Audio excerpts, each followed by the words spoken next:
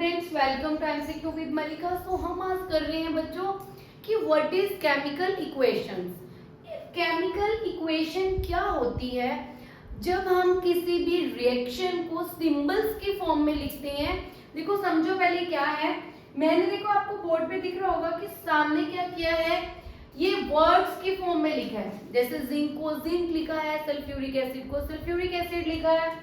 तो इस इक्वेशन को जब हम इसे वर्ड्स के फॉर्म में लिखते हैं, लाइक मैग्नीशियम है तो मैं उसे मैग्नीशियम को ऐसे लिख रही हूं, या जो भी हमारे वर्ड्स के फॉर्म में हम लिखते हैं तो उसे बच्चों बोलते हैं वर्ड इक्वेशन। ये वाली जो इक्वेशन होगी इसे हम बोलेंगे वर्ड इक्वेशन। वर्ड इक्वेशन को जब हम सिंबल्स के फॉर्म में रिप्रेजेंट करते हैं, राइटिंग मेथड जो होता है हमारा, उसे हम सिंबल्स के फॉर्म में लिखते हैं। कैसे लिखते हैं? देखो मेरे पास ये जो इक्वेशन है जिसे मैंने यहाँ बोर्ड पे लिखा है जिंक प्लस सल्फ्यूरिक एसिड, उसके बाद arrow and then product form zinc sulphate and hydrogen. Word equation को मैं सिंबल्स की फॉर्म में लिख रही हूँ बच्चों। कैसे? जिंक का जो सिंबल होता है वो क्या होता है? Zn होता है। जिंक के लिए मैंने Zn सिंबल यूज किया। सल्फ्यूरिक एसिड का आपको पता है क्या होता है बच्चों? H2SO4 होता है। देन जिंक सल्फेट का जो सिंबल होगा वो क्या होगा? ZnSO4। तो क्या बनेगा प्रोडक्ट? इसकी जो है मैं सिंबल फॉर्म में लिख रही हूँ ZnSO4 प्लस हाइड्रोजन के लिए H2 यूज करते हैं। तो वर्ड इक्वेशंस, राइटिंग मेथड जो है वर्ड इक्वेशन को जब हम इक्वेशंस के फॉर्म में सिंबल्स के फॉर्म में राइट करते हैं, दीज टाइप की chemical reactions are known as chemical equation. These type of chemical reaction, क्योंकि है ये भी केमिकल रिएक्शन है, ये भी केमिकल रिएक्शन, बस हमारा राइटिंग मेथड जो है वो चेंज हो गया। हमने क्या किया? वर्ड को किसकी फॉर्म में लिख दिया बच्चों? सिंबल्स के फॉर्म में लिख दिया। क्यों लिखा? क्योंकि ये इजीली, एक तो इजीली राइट डाउन कर सकते हैं, इजीली अंडरस्टैंडेबल है, अच्छा भी लगता है, तो हमें इसे शॉर्ट फॉर्म में लिखना है सिंबल्स की फॉर्म में। These are known as chemical equation. ये तो आपको केमिकल इक्वेशन की हो गई डेफिनेशन। अब इसके कुछ रूल्स होते हैं। क्या रूल्स होते हैं? जो भी रिएक्टेंट्स होते हैं, रिएक्टेंट्स क्या होते हैं बच्चों? What are reactants? जो आपस में रिएक्ट करते हैं, रॉ मटेरियल मान बोल सकते हैं हम, इंग्रेडिएंट्स बोल सकते हैं, जो आपस में रिएक्ट कर रहे हैं।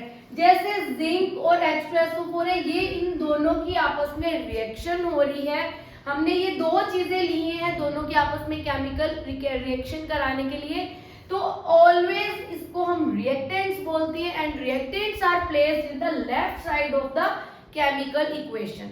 हमेशा रिएक्टेंट्स जो है लेफ्ट साइड पे आते हैं, या लेफ्ट साइड वालों को हम रिएक्टेंट्स बोलते हैं। Zn and H2SO4 are reactants. Reactants name से भी हमें इंडिकेट हो रहे हैं कि ये क्या कर रहे हैं? रिएक्ट कर रहे हैं आपस में। फिर हम एक एरो का निशान लगाते हैं। एरो का सिंबल इसलिए है कि ये दोनों आपस में रिएक्ट करके हमें क्या दे रहे हैं, क्या प्रोडक्ट दे रहे हैं? Zinc sulphate and H2। हमें ये दो चीजें मिल रही हैं जो कि बना है। तो जो चीज बन रही है दोनों में आपस में रिएक्ट करके, आफ्टर केमिकल रिएक्शन जो हमें मिल रहा है, these are known as products. इसे हम क्या बोलते हैं बच्चों? प्रोडक्ट बोलते हैं। प्रोडक्ट को हमेशा राइट हैंड साइड पे लिखते हैं। ठीक है, ये केमिकल इक्वेशन लिखने का मेथड है। इसे हम लेफ्ट हैंड साइड पे लिखते हैं, फिर हम एरो लगाते हैं, देन हम प्रोडक्ट को राइट हैंड साइड पे लिखते हैं। ठीक है, एक तो ये चीज होगी। फिर हमें इसको बेटरली अच्छे से रिप्रेजेंट करने के लिए इसकी फिजिकल स्टेट को भी हमें मेंशन करना पड़ता है। फिजिकल स्टेट कैसे मेंशन करते हैं बच्चों? जैसे कि अब हमने कोई भी चीज ली, सपोज हमने जिंक लिया है, तो आप रिएक्शन में देखोगे जिंक के पास ऐसे छोटा सा S लिखा होगा। तो ये जो S है वो क्या इंडिकेट करता है कि जो भी ये हम रिएक्टेंट ले रहे हैं वो किस फॉर्म में है। फिजिकल स्टेट बतानी है। S मीन्स होगा सॉलिड, जब L लिखा होगा तो होगा लिक्विड, G लिखा होगा तो किस फॉर्म में होगा? गैस के फॉर्म में होगा। तो ये फिजिकल स्टेट्स क्या करते हैं? अगर हम इसको अच्छे से रिप्रेजेंट करना है तो हमें ये मेंशन करना पड़ेगा। ठीक है। तो फिजिकल स्टेट हमें इसमें केमिकल इक्वेशन में शो करनी होती है, उसकी सब चीजें मीन्स हम इसको सिंबल में बताते हैं। सिंबल में हम सारी इंफॉर्मेशन दे रहे हैं कि हमने जिंक लिया, ये हमने सॉलिड के फॉर्म में लिया, H2SO4 लिया, हमने किसकी फॉर्म में लिया, लिक्विड की फॉर्म में लिया। देन हमने एरो लगाया, अगर कोई भी कुछ हम इसको हीट दे रहे हैं या कोई टेम्परेचर प्रोवाइड कर रहे हैं या कुछ फ्रीज कर रहे हैं या अनदर हम कोई चीज इसमें ऐड कर रहे हैं, तो हम कहाँ पे शो करेंगे, इस एरो के ऊपर शो करेंगे, ठीक है। एंड देन हमारे पास क्या होगा, प्रोडक्ट होगा। तो ये पूरी की पूरी है केमिकल इक्वेशन की, केमिकल इक्वेशन क्या होती है। उसके बाद हमारा जो सेकेंड पार्ट आता है, मैं जस्ट आपको इंट्रोडक्शन दे देती हूँ, उसके बाद हम पूरा का पूरा नेक्स्ट वीडियो में करेंगे। केमिकल इक्वेशन में भी हमारे पास क्या होगा बच्चों, balanced and unbalanced chemical equation. Balanced and unbalanced chemical equation क्या होती है, केमिकल इक्वेशन समझ में आ गई। अनबैलेंस्ड और बैलेंस्ड का क्या मीनिंग है, देखो ये मेरे वन हैंड में 3 मार्कर है, वन हैंड में 1 है, तो ऑब्वियसली आप देख के बता सकते हो कि ये बैलेंस नहीं है। दीज आर अनबैलेंस्ड, अनइक्वल भी बोल सकते हो, बट हम साइंस में अनबैलेंस्ड बोलेंगे। अनबैलेंस्ड है, क्यों है, क्योंकि इसमें 3 मार्कर है, इसमें 1 मार्कर है। अब हमें इसे बैलेंस करना है तो कैसे करेंगे, एक मार्कर को मैं यहाँ पे कर दूंगी, या मैं इसको यहाँ कर सकती हूँ, या बाहर से कहीं 2 और ले सकती हूँ।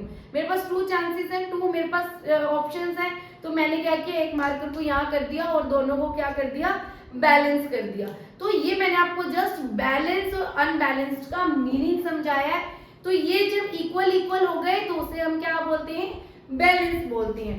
तो केमिकल इक्वेशन में क्या होगा बच्चों, जब हमारे पास number of atoms in reactants and in products equal होंगे, जैसे Zn यहाँ पे कितना है, Zn का यहाँ पे 1 है हमारे पास एटम, तो Zn 1 है, तो यहाँ पे भी Zn कितना है बच्चों, 1 है। तो यहाँ 1 और यहाँ 1 मीन्स ये क्या है, बैलेंस है। Zn जो है वो बैलेंस है। तो number of atoms should be equal in reactants and products, then this type of chemical equation are known as balance chemical equation. तो अनबैलेंस केमिकल इक्वेशन को कैसे बैलेंस करते हैं वो मैं आपको नेक्स्ट वीडियो में बताऊंगी। आपको इन्फॉर्मेटिव लगी है वीडियो तो लाइक कर देना, फ्रेंड्स के साथ शेयर कर देना और न्यू वीडियोस के लिए सब्सक्राइब कर देना। Bye bye.